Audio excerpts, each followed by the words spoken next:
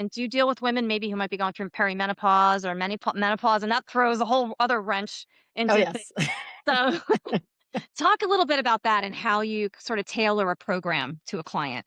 Yes. So one of the things that I tell a lot of my female clients that are going through perimenopause and menopause is that you can't use the same tools that you used in your 20s and your 30s now. You got to throw that toolbox out. It's not the same because our hormones are really shifting. So you can't approach it the same way. And a lot of the things that when I'm working with somebody with perimenopause and menopause is the first thing is I really look up mindset. I want to see what we're doing, how we're doing things, and really looking at it because a lot of women, I think, have been tailored, I don't want to say tailored, but made to think that their body has to look a certain way. And, the biggest thing for my clients is I want to lose weight. I want to do this. I want to do that. So then I actually start off, and I have a newer program that I just launched after using it with some of my clients is we look at mindset first and identity because that is one of the most crucial pieces as you're moving through any kind of weight loss or any kind of transformational change in your health is to really figure out, okay, who am I? And what am I, what are my goals? What am I really trying to attain? And where do I have some of my strengths and where do I have some of my weaknesses?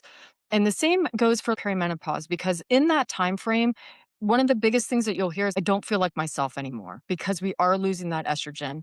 The brain is always the first because we have the estrogen receptors in there. So the brain you will start to feel it there first, and then you'll have the other symptoms. And so then it's like, okay, so if we are shifting out of something that we have known for the past 20, maybe 20 to 30 years, depending on when you first got your menses and everything else, is to say, okay, who am I? And then what do my stress levels look like? What does my nutrition look like? And we really start at that foundational level and say, okay, where do I want to go? And having that clear roadmap really, I think, helps people to understand, okay, this is where I want to go. And then we bring in a lot of the things. There are a lot of women doctors out there that are putting quite a bit of information up for perimenopause and menopause. So we try to work through some of those.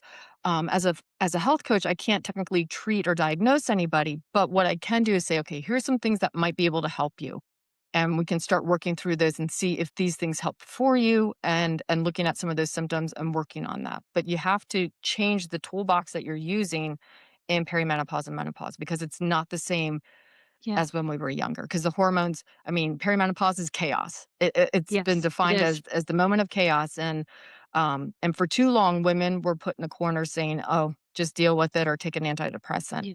Yeah. which was Yeah.